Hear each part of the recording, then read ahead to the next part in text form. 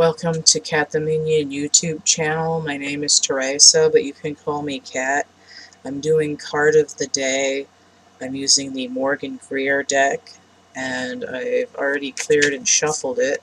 So I'm going to go ahead and get a card. Hopefully just one today.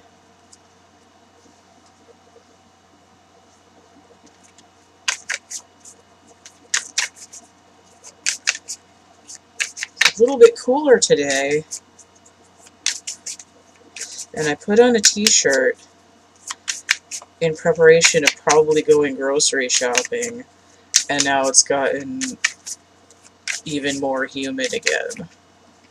I'm telling you, the heat and humidity this summer in New England is just awful. Not as bad as some people are getting it, but it's been pretty rough on top of everything else. Wow, these cards are being real quiet now.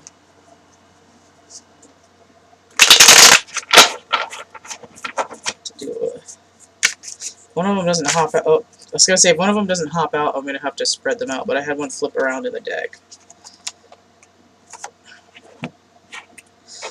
The Seven of Cups. The Eternal Fields of Popcorn. Buttered popcorn, too. It's yellow on the top.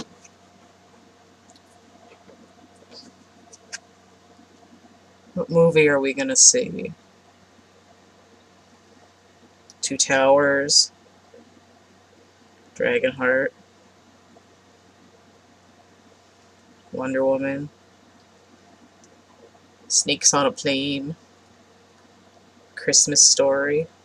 The Man in the Iron Mask.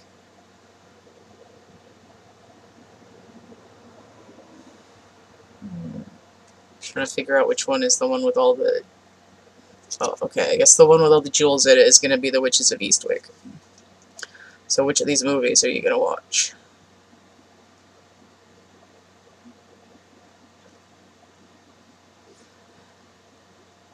But the crux of the matter is that they're all movies.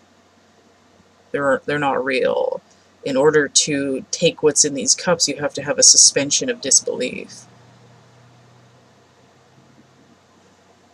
Let's see energy here. Seven of Cups. Venus and Scorpio. Okay. So Scorpio is ruled by Pluto, which is actually retrograde right now. So it's like a really deep dive into what needs to be ultimately transformed. Right? I mean, a film is generally representative of some part of the hero's journey.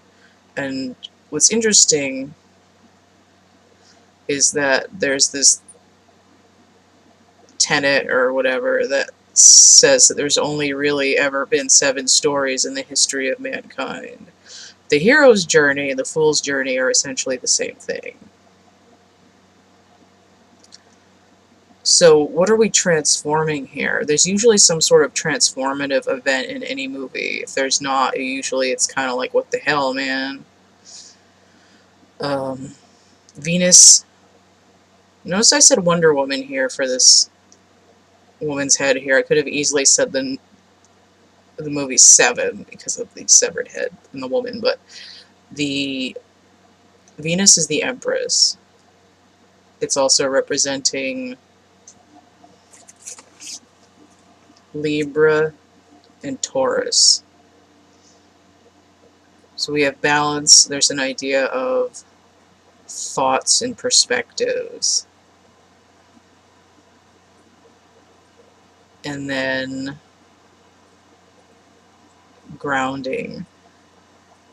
You know, the other aspect of Taurus, hedonism, which is kind of what we have here. Gorging on popcorn, staying up watching movies all night, binge watching, binge eating, binge watching, escapism. I just want to live the fairy tale. Now 7 is the card of the Chariot, so this is a lower vibration of that. It's like we're moving, but only in a fantasy world. We're not applying it to the 3D. But I think that's why it's so important that you have Venus, which is... So clearly this card is the aspect of the air. It's all in your head. And none of it's happening in the material world. But the scorpionic energy is saying you're feeding into your desires, but you're not doing any work on these aspects that are probably shadow aspects. You're like, I'm not going to think about my problems and how I can change my perspective on how I view myself in order that I may attain growth. I'm just going to come over here and distract myself and try to feel better.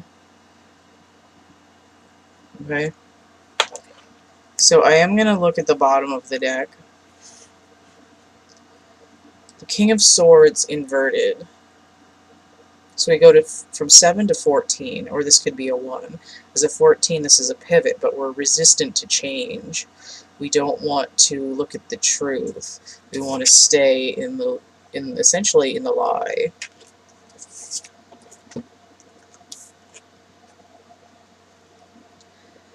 And notice there are the winds of change behind him. Here, the cloud looks definitely like popcorn. Here, it looks like it's moving. 14 is the card of balance, so we could shift this errant chariot into a balance if we turn the cards over. King of Swords, like turn the situation around. Back that card up.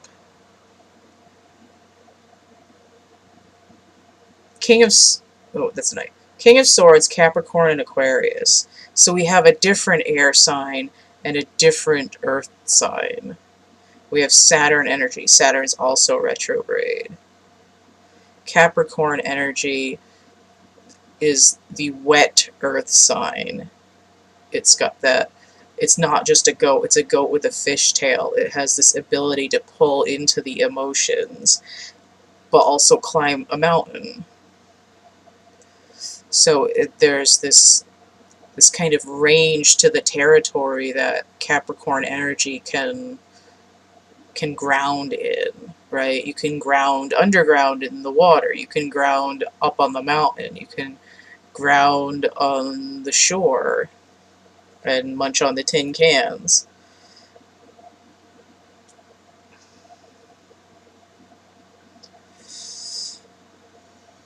And also get this idea of like the air up there. But the Aquarius energy that comes with the King of Swords is this ability to be innovative in the way that you communicate and think and perceive things. You have a greater perspective. He's got some wheat there, which to me tells me that he's grounded, that he's gone through enough seasons to have dried and harvested that which he's grown for himself. In that way, you get this idea that he's already reaped what he's sown, and he's moving on into something else because he's learned the truth and gone through and distinguished it from all this crap. So I'm going to leave it at that right now. Still need to do the work. But the opportunity to move into your truth from a fabrication, a fantasy, a distraction, it's available. It's just determined by how much anybody wants to move in the situation. And because it doesn't have to be a masculine or a male person just because it's the king. The king is analytical, linear thinking. But it's also being able to balance yourself, and it's sort of the he's like the shadow. He has the ability to cloud men's minds. So if he's in the inverted position, he can tell you a tale and make you believe it. But when he's upright, he'll be forthcoming, but he'll be truthful, but he has the ability to either speak or not speak, or tell you his thoughts or not tell you his thoughts. He can be secretive, but he's not going to lie and be manipulative. So, and again I say he just because it's a king on the card. It has to do with the Queen of Swords would be more sort of more intuitive and